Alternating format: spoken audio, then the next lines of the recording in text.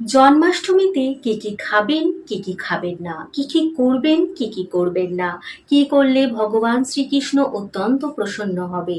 এছাড়া জন্মাষ্টমী কখন পড়েছে, সম্পূর্ণ সময়সূচি অর্থাৎ কোন সময় শুরু হচ্ছে, কোন সময় শেষ হচ্ছে, সকল কিছু কিন্তু এই একটা ভিডিওর মাধ্যমে পাবেন।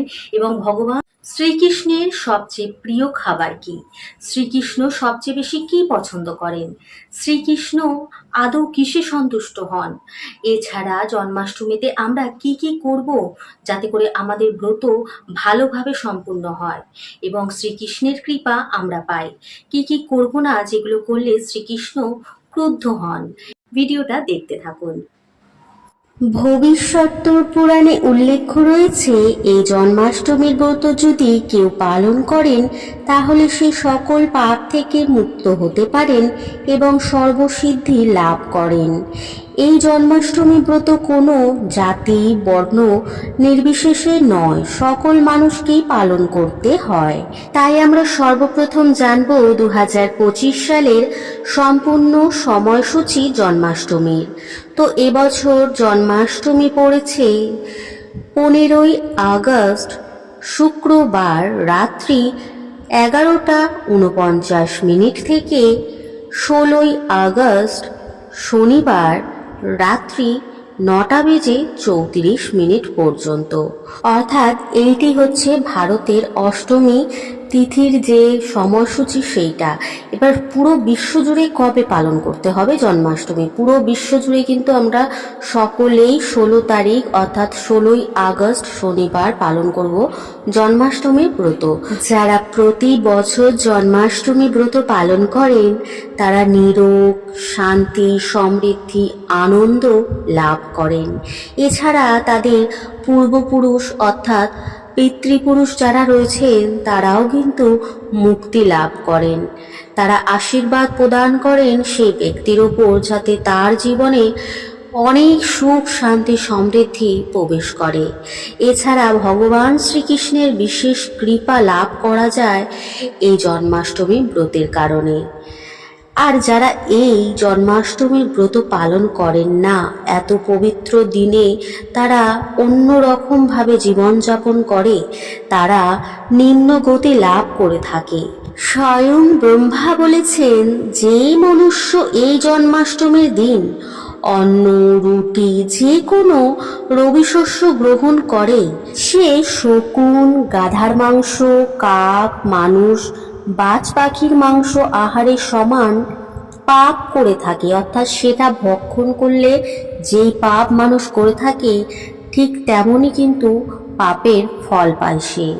এবং ব্রহ্মা এও বলেছেন, যদি জন্মাষ্টমীর দিন কেউ ব্রত পালন না করে, সেদিন ভোজন করে, তাহলে সে তো এই দুনিয়ার সকল পাপের ফল ভোগ করবে।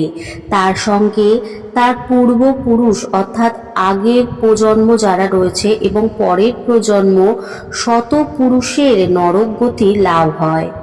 কোনো জ্ঞানী ব্যক্তি হয়েও এই জন্মাষ্টমী ব্রত পালন না করে তাহলে সে গভীর বনের মধ্যে সর্পযোনি প্রাপ্ত করে।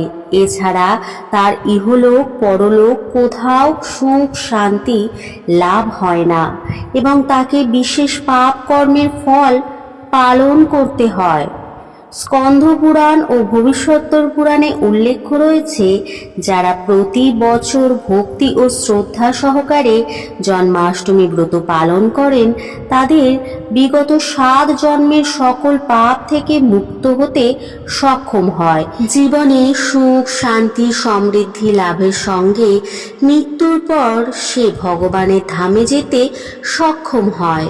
পরমেশ্বর ভগবান শ্রীকৃষ্ণ দ্বাপর যুগের ভাদ্র মাসের কৃষ্ণপক্ষের অষ্টমী তিথিতে রোহিণী নক্ষত্রে যখন সূর্য সিংহ রাশিতে প্রবেশ করে এবং চন্দ্র থাকে বৃষ রাশিতে, এই ধরাধামে তিনি আবির্ভূত হন।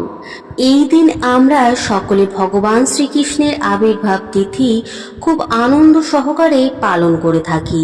তার সঙ্গে সকলে মনে মনে এটাই মনে করি, আমার কষ্ট ভগবান শ্রীকৃষ্ণ নিশ্চয়ই নিবারণ করবেন। কারণ এই জন্মাষ্টমীতে ভগবান শ্রীকৃষ্ণ গোলক থেকে মর্তে আসেন শুধুমাত্র আমাদের আনন্দ দিতে এবং আমাদের জীবনের সকল কষ্ট নিবারণ করতে। সর্বপ্রথম ভগবান শ্রীকৃষ্ণের প্রিয় খাবার কি? ভগবান শ্রীকৃষ্ণ বরাবরই আমরা জানি মাখন চোর, এবং সেই মাখন তার খুবই পছন্দের। কিন্তু সেই মাখন শুধু দিলে হবে না, তার মধ্যে মিশ্রি অবশ্যই দিতে হবে, আর তার উপরে একটি হলেও তুলসী পাতা। কারণ আমরা সকলে কম বেশি জানি তুলসী পত্র ছাড়া ভগবান শ্রীকৃষ্ণের পুজো হয় না। তাই আপনি মন্ডা মিঠাই যাই দেন না কেন ভগবান শ্রীকৃষ্ণকে, তিনি কিন্তু গ্রহণ করবে না যতক্ষণ না আপনি তার মধ্যে একটি তুলসী পত্র দিচ্ছেন। অর্থাৎ এই দিনকে আপনি অনেক তুলসী পত্র কিনে রাখবেন, কিংবা আপনার আশেপাশে থাকলে সেটিকে সংগ্রহ করে রাখবেন এবং সেই দিনকে অবশ্যই ভগবান শ্রীকৃষ্ণের সেবায় সেটিকে লাগাবেন। তো আমরা জানলাম মাখন মিশ্রি ভগবান শ্রীকৃষ্ণের অতি প্রিয়, কিন্তু তালের বড়া, যেটি কিনা এই ভাদ্র মাসে পাওয়া যায় তাল, সেই তাল দিয়ে অবশ্যই বড়া ভাজবেন এবং সেটি ভগবান শ্রীকৃষ্ণকে অবশ্যই নিবেদন করবেন।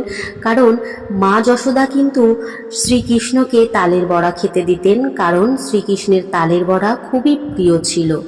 এবং যখন নন্দোৎসব হয়েছিল, অর্থাৎ শ্রীকৃষ্ণ যখন জন্মগ্রহণ করেছিল এবং জন্মগ্রহণ করার পর যখন নন্দবাবা এত খুশি হয়েছিলেন, তখন তো আর অত রকম মিষ্টি ফিষ্টি কিছু পাওয়া যেত না। আর ভাদ্র মাস যেহেতু প্রতিটি গাছে গাছে অর্থাৎ তাল গাছে তাল হয়েছিল, এবং সেই তাল পেড়ে তিনি কিন্তু যারা ময়রা থাকে অর্থাৎ মিষ্টি তৈরি করে তাদেরকে দিয়ে কিন্তু তালের বড়া তৈরি করে সকলের মধ্যে বিলিয়ে দিয়েছিলেন। তাই তালের বড়া ভগবান শ্রীকৃষ্ণের অতি প্রিয়। তাই এই দিন তালের বড়া দিতে মোটেই ভুলবেন না, সঙ্গে কিন্তু তুলসী পাতা অবশ্যই দেবেন।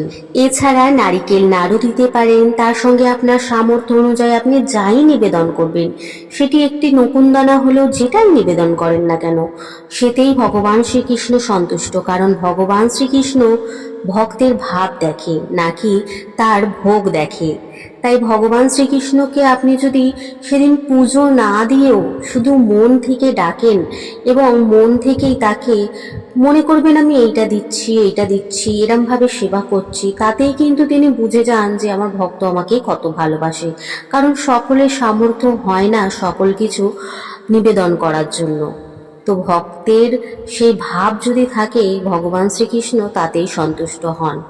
এরপর আমরা জানবো ভগবান শ্রীকৃষ্ণ সবচেয়ে কোন জিনিসে বেশি সন্তুষ্ট হন কিংবা তিনি পছন্দ করেন। তো ভগবান শ্রীকৃষ্ণের পছন্দ তো আপনাদের বললামই, ভক্তের ভাব। কিন্তু তাছাড়া আমরা ভাবি না যে আমরা আমাদের প্রিয় মানুষটাকে কি উপহার দেবো যাতে তিনি খুব আনন্দিত হয়। তো সেই আনন্দ প্রদান করার জন্য, অর্থাৎ ভগবানকে আনন্দ প্রদান করার আমরা কেউ হই না, কিন্তু আমরা চেষ্টা করতে পারি। তো তার জন্য ভগবান শ্রীকৃষ্ণের অতি প্রিয় হচ্ছে ময়ূর পালক। সেই ময়ূর পালক আপনি নিবেদন করতে পারেন, বাঁশি নিবেদন করতে পারেন, তার সঙ্গে বজন্তী মালা, এটি কিন্তু শ্রীকৃষ্ণের অতি প্রিয়। তো বজন্তী মালা আপনি কিন্তু অবশ্যই নিবেদন করতে পারেন। তার সাথে ভগবদ গীতা, গোমাতা, অর্থাৎ দেখবেন ছোট ছোট কিন্তু নানান দশকর্মাতে কিংবা কোনো কাঁসার পিতলের দোকানে ছোট ছোট গোমাতা পাওয়া যায়। সেই গোমাতা এনে আপনি কিন্তু এই দিনে স্থাপন করতে পারেন। এতে কিন্তু ভগবান শ্রীকৃষ্ণ খুব প্রসন্ন হন। ভগবান সবচেয়ে বেশি সন্তুষ্ট হন তো ভক্তের আচরণে, অর্থাৎ শ্রীকৃষ্ণ চান তার ভক্ত এমন একটা মানুষ তৈরি হোক যাতে করে সকলে সেই মানুষের সম্মান করে, সেই মানুষের শ্রদ্ধা করে। তাই আপনাকে নিজেকে এমন তৈরি করতে হবে যাতে করে সকলে আপনাকে ভালো নজরে দেখে, শ্রদ্ধা করে, সম্মান করে। নাকি এমন মানুষ হবেন যে আপনাকে সকলে ঘৃণা করছে, আপনার নামে কুকথা বলছে, আপনাকে দেখে সবার হিংসা হচ্ছে।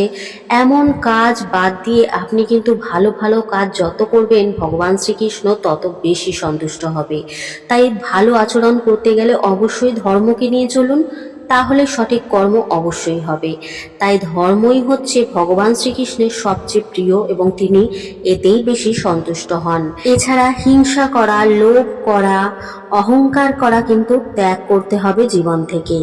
এতে আপনার ওপর ভগবান শ্রীকৃষ্ণ এতটাই প্রসন্ন হবে যে আপনাকে তার জন্য কোনো রকম পুজো অর্চনা কিছুই করতে লাগবে না। আপনি শুধু মন থেকে একবার শ্রীকৃষ্ণকে ডাকবেন, হে কৃষ্ণ, এতেই আপনার সব কিছু হয়ে যাবে। আপনি এমন কিছু দেখতে পারবেন যা হয়তো অন্য কেউ দেখতে পায় না। এই দিন আমরা যারা নির্জলা উপবাস করব তারা তো কিছুই খাবো না, কিন্তু যারা নির্জলা উপবাস করতে পারবেন না তারা অবশ্যই ফল মূল আহার করতে পারেন। এছাড়া একাদশীর দিন যা যা খান তারা খেতে পারেন। এছাড়া যারা ফলমূল না খেয়ে শুধুমাত্র জল খেয়ে উপবাস করতে চান তারা তেমনও উপবাস করতে পারেন। কিন্তু অনেকে উপবাস করে না, তারা নিরামিষ আহার করে। তো যারা নিরামিষ আহার করছেন তারা অবশ্যই এটাই বলবো যে নিরামিষ আহার করতেই পারেন, কিন্তু অন্ন গ্রহণ কিন্তু করা যায় না। তবে আমাদের উপবাস যখন সম্পূর্ণ হবে আমরা কিন্তু সকল কিছু খেতে পারবো, অর্থাৎ অন্ন বাদে সকল কিছুই খেতে পারবো, কিন্তু তালের বড়াটা এই দিন আমরা খেতে পারবো না। তার পরের দিন খেতে পারবো, অর্থাৎ জন্মাষ্টমীর পরের দিন কিন্তু আমরা তালের বড়াটা খেতে পারবো, যেহেতু আমরা মা, তাই না? আর মারা কখনো যেমন একটা সন্তানের জন্মদিনে মারা পায়েস খায় না, ঠিক তেমনই আমরা কিন্তু তালের বড়া খাবো না। বন্ধুরা, ভিডিওটা যদি ভালো লাগে বন্ধুদের মধ্যে শেয়ার করতে ভুলবেন না এবং চ্যানেলটাকে অবশ্যই সাবস্ক্রাইব করে রাখবেন, কারণ আমি এই জন্মাষ্টমী উপলক্ষে নিত্য নতুন লীলা আনবো, যে লীলাগুলো শুনলে আপনারাও কৃষ্ণের প্রেমে পড়ে যাবেন। কৃষ্ণ কতটাই দয়ালু, তিনি ভক্তদের জন্য কি কি করতে পারেন। তো চলুন এখানেই বিদায় নিচ্ছি, আসছি নতুন কোনো ভিডিও নিয়ে। হরে কৃষ্ণ, রাধে রাধে।